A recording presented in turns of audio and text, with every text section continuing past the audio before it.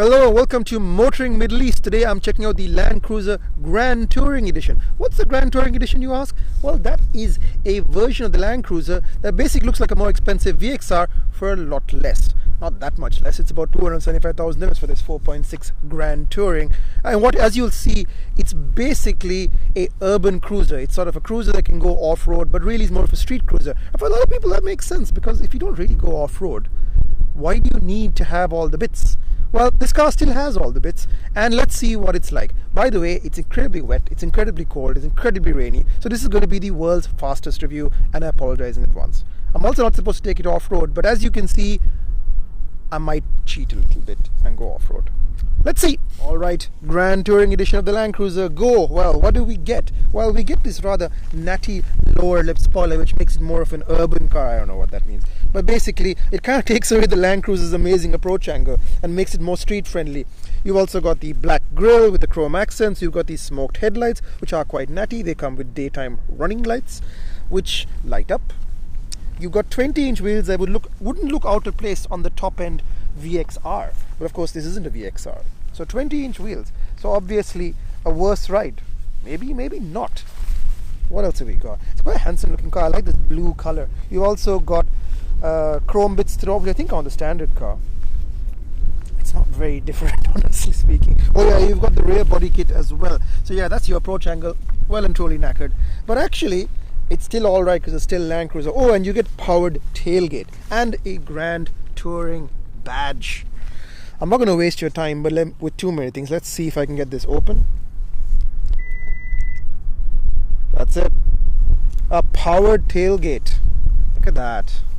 You don't get powered seats here. These are still the old fold down side that they had since the 1940s. I kind of like them because this is actually a proper 8-seater. You can put 3 people down here, and you've got a little flag that comes with the dealer installed accessories kit. Quite nice. So yes. Oh, and you can, okay, that doesn't pull down automatically. You can actually sit on this. And what's in here? Oh, I think you know a Land Cruiser. The toolkit. The very, very cool toolkit. What's in this one? Hang on. Come on, open.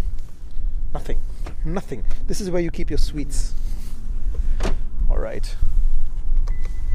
Let's not waste too much time. This is a Land Cruiser with the Grand Touring pack. And basically, it's quite cool looking. Because the VXR version costs 300k plus. So this is a way to get it for a lot cheaper. You can get it in the 4.2. I wouldn't recommend it because the 20-inch wheels are quite heavy. But this suits this 4.6 just fine. Personally, of course, I'd like to keep a Land Cruiser still land cruising. So I wouldn't go for these big wheels. But it is quite a smart looking car. And for most people, it looks really expensive. Let's see what it's like on the inside. Alright, so we're inside the Land Cruiser. And what have we got? Well, we've got Optitron dials. So these are basically, again, stuff from the VXR. These are very cool dials. I really like the detail on them. Let's see if I can get you a close-up of them. Very, very smart looking. You'd have to pay 300,000 to get these dials. And we've got a touchscreen head unit and all the usual Land Cruiser bits and bobs. Now, being the fact that this seems to be some sort of D-spec VXR, I could be wrong here. Land Cruiser nerds, correct me. You've got your central diff lock, which is essential for going off-road. Traction control off. ECT second to start in second on snow, which we never have. ECT power, which gives you a little bit more gumption, kind of takes the lag out of the transmission.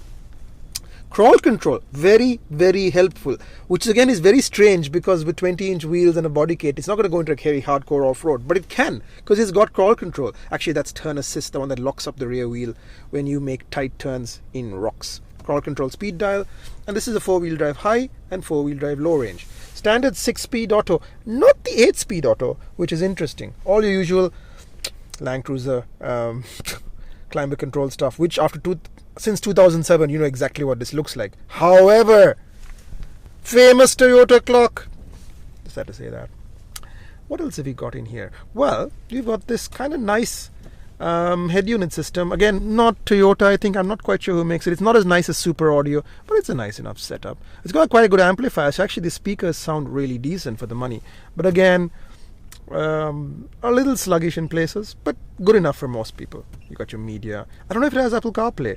I know what its car does have, bizarrely hidden in here, a Qi charging port. Check that out. You've also got down here, let me see if I can get down to my ugly knees. You've got the roll sensing airbag switch off button, again for going off-road, which nobody ever needs. Your auto folding lights, windshield head washers, headlight washers, and parking sensors which go off all the time are quite annoying. Other than that, it's pretty bare on the tech package front. So we don't get diff locks, but does it really need it? 4.6 litre V8, 300 plus horsepower, it's plenty of juice for the desert. So yeah, that's it. Why should I belabor the point and waste your time? Also, the famous Land Cruiser fridge. Good for keeping, well, everything clean really. So what's my quick take after driving around for a few days? Well, I always go in a Land Cruiser and then think, why is anybody still buying this? They're so old, they're so out of date.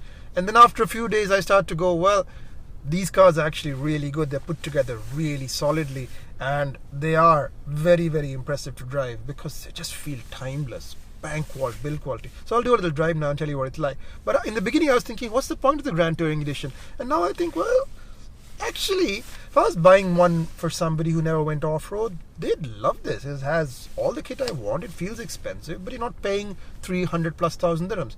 Again, it would be nicer with a 5.7, but I've driven the 5.7. It's not massively quicker. So again, the 4.6 is enough. The only thing I'd say is probably wouldn't get the 4.0. 4.0 is probably going to be a bit sluggish, and that's principally down to the 20-inch wheels, which are quite heavy. But enough talking about it. Let's get in the road and see what it's like. But yeah, for most people, I think it makes sense. It isn't hugely different, but if you're buying a Land Cruiser to mostly go on-road, this makes sense. Alright, so it's finally time to put this Grand Touring Edition Land Cruiser to the test. You know, I feel like I've driven a lot of Land Cruisers on this channel. I feel like I've driven Prados, FJs, and a Land Cruiser VXR Extreme, which was quite a good car. And after I got into this Grand Touring Edition, I thought, another one? What's new about it? In truth, not much. But the basic good vibes of a Land Cruiser still hold through. This is an incredibly solid, well-made car that will last forever. Rumor has it that Toyota builds these things to last 1 million kilometers. Not 100,000, not 250,000, 1 million kilometers and 20 years. And rough abuse. So obviously the Grand Touring Edition with its fancy wheels and all that isn't quite designed for the same thing, but the car is still the same. So on road, I mean, I want to drive it on road, but I seem to have found myself in the desert. Oh well, I guess I'll have to engage my center diff lock and give you a bit of a slightly better view. Center diff lock engaged, traction control off, and other cars rattle. A Land Cruiser, my friend, just Land Cruisers. Look at this. I can see 2 cars stuck over there. What a shame. Actually, one of them's a Prado. Oh, he didn't really think these things through very well. Look, I've got these silly bumpers, and you know what? Oh, he's actually not stuck. Oh, good for him. Good for him. What's happening over there? 2 people who are in a Jeep are doing some sort of funny photo shoot, aren't we all? This car is just so easy to drive off-road. You just point and shoot and you cruise the land. And it doesn't rattle. My truck rattles more than this because it's not as stiff. This thing is just put together. And I watched Japanese guys put these Land Cruisers. Do you know they make a new Land Cruiser every 90 seconds? One rolls off the line. That's incredible, man. That's incredible. Absolutely incredible. So we're in sand. And I'm driving like I'm on the road. Kind of unbelievable. But I'm not surprised. This is where Land Cruiser feels at home. You know, where the road runs out and where people fear to tread. This is where Land Cruiser really comes. On its road, it kind of feels like, oh, well, you're making me do it. But off-road is where Land Cruiser was meant to be. That's just, I'm still cutting across the road. By the way, it's perfectly safe to do so. These are disused roads. Again, you know, any car that would just like clunk. I can see these huge ruts here, but the car's just gliding over it. I'm just trying to get back to the main road so I can sort off from here and go home because it's a really wet, miserable day. Apologies for not doing more exterior filming, but getting wet. Getting back to the road, And this is suddenly where the 4.6 is not so much of a problem because this car puts the power down in a way that other cars don't. Other cars kind of like squander the power. This car is like, well, you know what?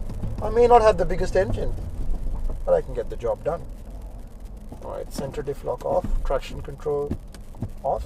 This car has been used quite a bit, I think, on a few film shoots and things. Let me go around this roundabout nicely. Let me wash the tires. I know this is juvenile. I drove the sensors crazy, but it's fun. The ride's really good. Steering is very slow. The gearbox is pretty slurry. I mean, I like the 6-speed. It's just old, that's all. I think it's like 9 or 10 ratios now, but this is actually fine. That's the traction control going because we went off-road. Brakes are not great. The brakes are not great. I think the 20-inch wheels are to blame. If you had like normal whatever wheels, like 17s or 18s this car comes on, they'd be fine. 20s are probably too much. That it's a very, very easy car to drive. I mean, the sound system is fine. I'm not crazy about the graphics package, but it's fine. The AC, superb. Nothing is as good as Land Cruiser ACs, apart from GM ACs, Nissan ACs, etc. But it's very good. It's top of the class. What else can you say about Land Cruiser? I mean, you get what you get on the tin. You get a very solid built car with that Toyota guarantee. And I don't think people really get it, because people are like, oh, Toyotas are boring. And I'm like, yeah, but this car, you can depend on it. You know, it will always start, it will always get you there. And even on road, you don't think about the driving part because the car is just so easy to drive.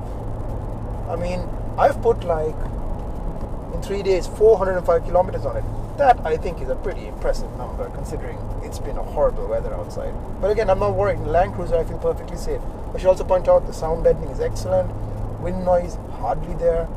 Everything about this car just feels well engineered. So I'm kind of wondering, what are they going to do with the 300 series? I hope they don't spoil it. But knowing Toyota, and I met the chief engineer. He's a good egg. He's a guy called Koyanari. Hopefully I got that name right. There are two guys just having a chat in the middle of the road. What the hell's up with that?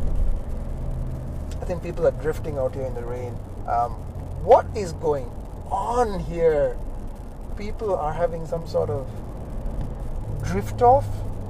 I don't know what is going on. Oh well, I guess I'm going to have to forget about driving any more than this, because I want to go and see what's going on. But yeah, you get that idea. Grand Touring Edition, good car. Really like it.